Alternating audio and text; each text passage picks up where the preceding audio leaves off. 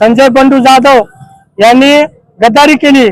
दोनदा आमदार आणि 3दा खासदार एवढं पक्षाने देऊन सुद्धा यांनी या 50 खोक्यासाठी किंवा 100 खोक्यासाठी गद्दारी केली आणि यामुळे त्यांना आम्ही या तालुक्यात प्रवेश करू देणार नाही आणि त्याची गाडी फोडल्याशिवाय आम्ही राहणार नाहीत।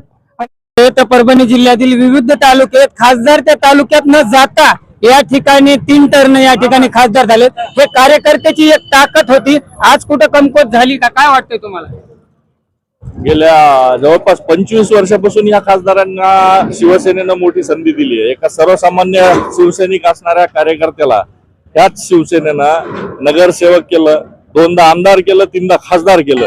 तरी देखील जर ही गद्दारी होत असेल आणि तरी देखील जर ते पक्ष बदलून दुसऱ्या पक्षात जात असतील तर आमच्या सर्वसामान्य शिवसैनिकांसोबत सर्वसामान्य नागरिक, जिल्ह्यातले सर्व जेवढे मतदारांनी, त्यांना लाखो मतदारांनी मतदान केलं, तशा सर्वांचा त्यांनी अपमान केला आहे आणि या अपमानाचा बदला आम्ही येणाऱ्या निवडणुकीत, येणाऱ्या भविष्यात आम्ही त्यांना दाखवून देऊ की शिवसेनेची ताकद काय होती। ही कोणी वैयक्तिक तुमच्या एकट्यावर नव्हती, शिवसेनेची आणि शिवसैनिकांची ही ताकद होती की आम्ही आता येणाऱ्या भविष्यात दाखवून देऊ। कोणत्या तालुक्यामध्ये ज्या महाराष्ट्रामध्ये ज्या खासदारांनी बंडखोरी केलेली त्यांच्यामध्ये कार्यकर्त्यांचा संतापाचा आक्रोश आपल्याला पाहायला मिळत आहे आणि आता परभणी जिल्ह्यातील सोनपेठ तालुक्यात चालू आहे।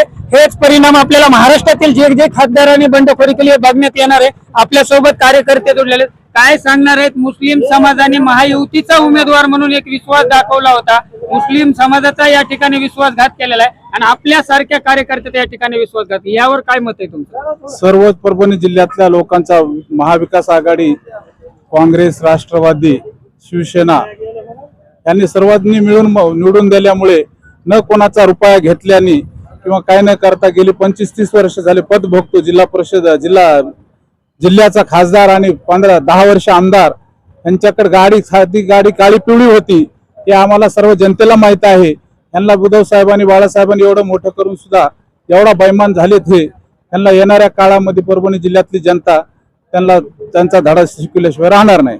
तर बघू शकता हे सोनपेठ तालुक्याचं दृश्य आहे। या ठिकाणी बंडूजी जाधव या ठिकाणचे लोकप्रतिनिधी आहेत, त्यांचं छायाचित्रण लावलेलं आहे आणि त्यांची या ठिकाणी तिरडीला या ठिकाणी जो पायतान असतो, पायतानाचा जो हार त्यांना घालून या ठिकाणी तिरडी आहे। छत्रपती शिवाजी महाराज चौक या ठिकाणी कार्यकर्त्याचा रस दाखवत आहे। मी या ठिकाणी बघू शकता कार्यकर्त्याचा या ठिकाणी बघण्याचा दृष्टिकोन, या ठिकाणी तीव्र भावना आहेत। सोनपेठ तालुक्याचे परिणाम चालू महाराष्ट्रामध्ये नक्कीच बघायला भेटतील। मी आशिष मुंडेसह कॅमेरामॅन किशोर खंदारे, सोनपेठ।